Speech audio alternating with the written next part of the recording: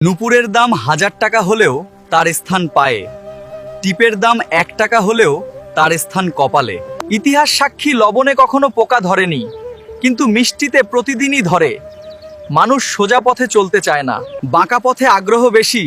তাই তো মদ বিক্রেতাকে কোথাও যেতে হয় না, কিন্তু দুধ বিক্রেতাকে বাজারের দাঁড়ে দাঁড়ে ঘুরতে হয়। আমরা সর্বদা দুধ বিক্রেতাকে বলে থাকি, দুধে জল মেশানো নেই তো, অথচ মানুষ মদে জল মিশিয়ে খায়।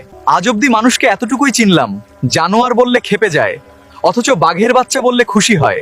দুটোই কিন্তু পশুর বাচ্চার নাম। কচু পাতা দেখেছেন নিশ্চয়ই, উপরে সবুজ আর ভিতরে চুলকানিতে ভরা। ঠিক তেমনি সমাজে কিছু মানুষ আছে, বাইরে থেকে দেখতে ভীষণ সুন্দর আর পরিপাটি, কিন্তু ভিতরটা আবর্জনায় ভরা। সাপ দুধ খেয়ে বিষ উগরে দেয়, আর গরু ঘাস খেয়ে দুধ দেয়। সুতরাং দোষটা খাবারের নয়, পার্থক্য শুধু স্বভাবের। নিজের যোগ্যতা নিয়ে কখনো অহংকার করবেন না। মনে রাখবেন, পাথর কিন্তু তার নিজের ওজনের জন্য পানিতে ডুবে যায়। কি আজব এই দুনিয়া জানেন? যার চোখে ঘুম আসে তার কাছে ভালো বিছানা নেই, যার কাছে ভালো বিছানা আছে তার চোখে ঘুম নেই। যার মনে দয়া আছে তার কাছে দেওয়ার মতো কিছুই নেই, আর যার কাছে দেওয়ার অনেক কিছুই আছে তার দেওয়ার মনটাই নেই।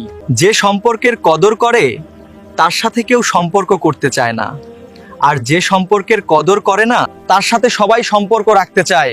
যার পেটে খিদে আছে তার কাছে পর্যাপ্ত খাবার নেই, যার পেটে খিদে নেই তার কাছে খাবার নষ্ট করার মতো প্রাচুর্য আছে।